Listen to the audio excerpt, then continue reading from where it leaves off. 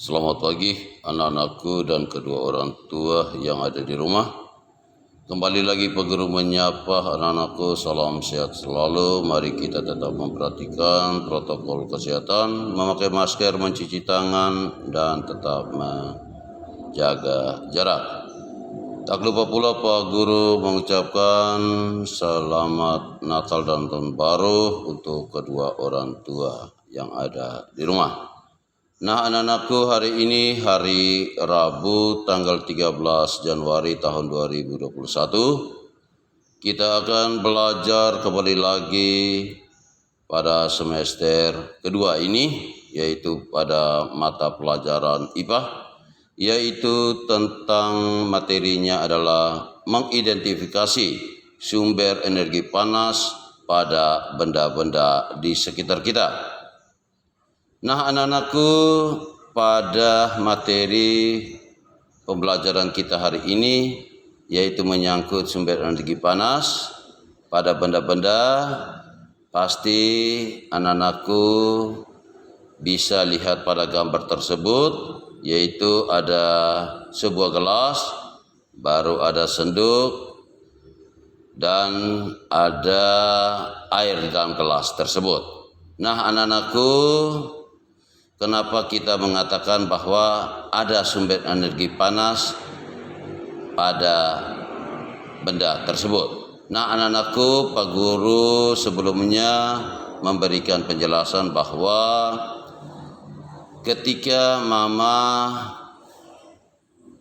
atau anak-anakku biasanya kita lakukan, yaitu pada pagi hari ataupun sore hari, itu ketika kita hendak membuat teh atau kopi, langkah pertama adalah kita mengambil gelas, mengambil senduk, serta gula atau kopi kita taruh di dalam gelas tersebut. Lalu kita menuangkan air panas yang mendidih. Tak terasa pada saat itu pun juga ada sumber energi yang kita rasakan. Nah anak-anakku, ketika kita memegang gagang senduk yang biasa kita lihat atau kita lakukan di rumah kita masing-masing itu, kita merasakan panas. Kenapa terjadi hal demikian? Nah anak-anakku, kita merasakan panas itu karena ada terjadi perpindahan panas atau kalor. Jadi anak-anakku ingat, kata panas bisa juga disebut juga kata kalor. Hal tersebut itu terjadi, energi panas itu seperti Pak Guru katakan bahwa energi panas itu dia berpindah dari air ke senduk. Jadi kita merasakan bahwa sumber energi panas yang digunakan dalam aktivitas kita, contohnya membuat teh atau kopi, itu adalah dari air panas. Dia menghantarkan panasnya ke senduk. Nah, masih banyak contoh yang lain yang bisa kita praktekkan atau kita jumpai, lihat dalam kehidupan kita. Untuk lebih jelasnya anak-anakku perhatikan di buku pena Anda, yaitu halaman 5 pada bagian A, B, dan C. Di nomor 1, yang mana bagian A itu saat mengaduk air teh panas, merasakan panas pada bagian gagang senduk. Sehingga bagian yang berperan sebagai sumber energi panas itu adalah tetap jawabannya adalah air panas. Yang bagian B, ibu memasak nasi menggunakan kompor gas. Bagian yang berperan sebagai sumber energi panas yang menghantarkannya itu adalah kompor gas. Yang ketiga adalah ayah memasak nasi menggunakan rice cooker. Bagian yang berperan sebagai sumber energi panas adalah listrik. Jadi kalau kita memasak nasi, kalau menggunakan rice cooker, itu bukan kita pakai kayu bakar, tapi itu kita menggunakan arus listrik. Dan yang untuk bagian nomor 2, anak-anakku perhatikan baik pada gambar itu kita akan menjawab sumber energi panas yang digunakan serta manfaat daripada kegiatan yang ada. Perhatikan baik anakku, kita lihat itu ada kema, berarti kegiatan pramuka yang mereka lakukan. Di luar daripada tenda tersebut mereka sedang mengamati api unggul, sehingga sumber energi panas yang mereka rasakan itu adalah dari api. Untuk apa kegiatan itu mereka lakukan? Karena itu adalah mereka juga merasakan, mungkin pada saat tengah malam mereka merasakan badan mereka terasa dingin. Ketika mereka hendak duduk di luar, maka badan mereka menjadi hangat karena dihantar oleh panas dari api tersebut. Nah, untuk menjadi tugas anakku bisa mengerjakannya pada halaman 6, yaitu nomor 1 dan 2. Lihat baik tabelnya, itu jenis kegiatannya apa, alat yang digunakan, sumber energi panas, dan manfaat dari sumber energi panas tersebut. Anakku bisa menjawabnya di buku tulis. Nanti anak-anakku kumpulkan pada hari Sabtu besok. Kita lanjut untuk masih menyangkut dengan materi pembelajaran kita, yaitu tentang menjelaskan pengaruh kalor atau panas terhadap benda. Nah, anak-anakku, materi ini perlu anakku pahami proses terjadinya. Jadi lihat anak panah yang menghubungkan, itu ada bola balik, lihat. Nah, itu mereka saling menghantarkan atau saling berkaitan antara satu sama yang lain.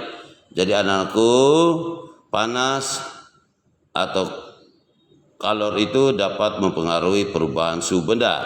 Jika kalau kalor itu diberikan pada benda, maka suhu benda tersebut akan naik. Jika kalor keluar dari benda atau dilepaskan, maka suhu benda akan turun. Nah, anak-anakku, kalor panas juga mempengaruhi wujud benda. Jadi seperti pada pembelajaran sebelumnya kita mengenal itu, Pak Guru masih ingat, itu bahan materi kita di kelas 3. Kita mengenal ada 3 bentuk daripada wujud benda, yaitu padat, cair, dan gas. Pak Guru harap anak-anakku masih ingat contoh dari masing-masing benda yang bentuknya padat, cair, dan gas. Nah, anak-anakku, perubahan daripada wujud benda itu dapat dipengaruhi oleh kalor atau panas. Untuk lebih jelasnya, anak-anakku, mari kita lihat anak panah dari masing-masing wujud benda tersebut. Jadi ingat anak-anakku, wujud benda itu ada 3, dari padat, cair, dan gas. Perhatikan baik, anak panah yang pertama itu kita lihat dari cair menuju ke padat. Apa yang terjadi? Yaitu terjadinya proses pembekuan, yaitu perubahan wujud dari benda cair menjadi padat. Itu biasanya contohnya itu air yang disimpan di freezer, lilin cair yang mengeras, dan larutan agar-agar yang mengeras. Sedangkan kebalikan dari padat ke cair itu dinamakan, prosesnya itu dinamakan mencair.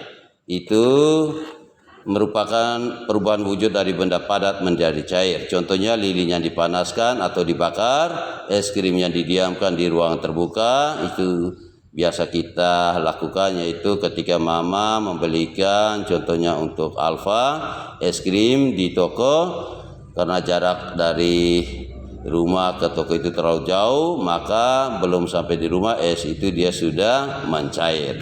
Serta mentega yang dipanaskan. Mentega dipanaskan itu artinya contohnya kalau mama hendak memasak atau menggoreng ikan, saat itu minyak goreng tidak ada, maka sebagai penggantinya adalah mentega. Ketika dituangkan atau taruh itu, maka dia akan mencair.